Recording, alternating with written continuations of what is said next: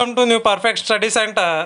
संचालनालय वैद्यकीय शिक्षण आणि संशोधन मुंबई यांच्यामध्ये यांनी रिस्पॉन्स रेट जे आहे ते जाहीर केलेले आहे. संपूर्ण जे काही DMIRच्या एक्झाम झालेल्या टेक्निकल नॉन टेक्निकलच्या संपूर्ण जे परीक्षाचे जे काही रिस्पॉन्स रेट आहेत ते त्यांनी डिक्लेअर केलेले आहे आणि ऑब्जेक्शन विंडोसुद्धा त्यांनी ओपन केलेली आहे. 2 ते 3 दिवस ऑब्जेक्शन विंडो ही चालू राहणार आहे.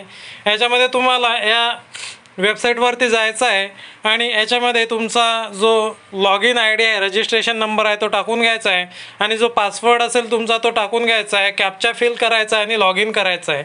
ज्यावेळेस तुम्ही हे लॉग इन कराल त्यावेळेस तुम्हाला नवीन विंडो ओपन होणार आहे. त्याच्यामध्ये एक मेनू असणार आहे उजव्या बाजूला आणि त्या मेनूवरती क्लिक करून तुम्हाला तुमचे जे काही रिस्पॉन्स रेट आहे ते पाहायला मिळणार आहे.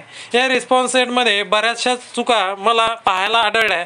मी ज्यावेळेस पेपर दिला होता त्यावेळेस मी पूर्ण प्रश्न सोडवले होते आणि त्यामध्ये मला जे काही 5 मराठीचे 5 प्रश्न आहेत ते सोडवले नाहीत असे दाखवण्यात आलेले आहे.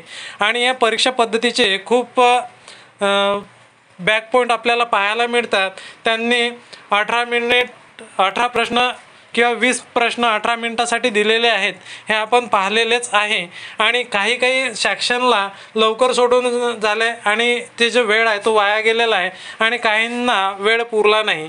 तर माझं असं मत होतं की यांनी जर डायरेक्टली संपूर्ण टायमिंग द्यावा लागत होता आणि केव्हाही कोणत्याही प्रश्नावर आपण जाऊ शकत होतो. आणि हो असो, आता चुका झालेल्या आहेत आणि सर्व्हरचा पण खूप प्रॉब्लेम आहे. माझे जे आहे TCS जबाबदार राहणार आहे की DMIR जबाबदार राहणार आहे.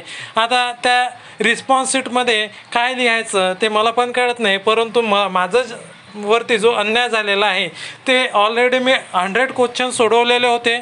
100 क्वेश्चन सोडवल्यानंतर त्यांनी ज्यावेळेस मी सबमिट केलं त्यावेळेस 5 प्रश्न तुमचे सोडवायचे राहिलेले आहेत असं मला दाखवण्यात आलेलं आहे.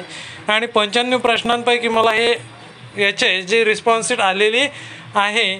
तर हे जे एक्झाम आहे घाई गडबडीत त्यांनी घेतलेली आहे. कोणत्याही प्रकारचं व्यवस्थापन सेंटरवरती नव्हतं आणि जे सेंटर त्यांनी चूज केलेलं आहे ते TCSचं सेंटर नव्हतं आणि त्याच्यामध्ये मला खूप अडचणींना सामोरे जावं लागलं. ज्यावेळेस मी रजिस्ट्रेशन केलं त्यावेळेस माझा फोटो मिसमॅच त्यांनी दाखवला आणि अर्धा तास मला बसवून ठेवला आणि नंतर माझं परमिशन घेतली आणि मला एक्झामला जावं लागलं. मला जर तुमची रिस्पॉन्स रेट बघायची असेल तर या वेबसाईटवरती जा आणि बघून घ्या. व्हिडिओ कसा वाटला, व्हिडिओ आवडल्यास व्हिडिओला लाईक, शेअर आणि चॅनलला सबस्क्राईब करायला विसरू नका. धन्यवाद.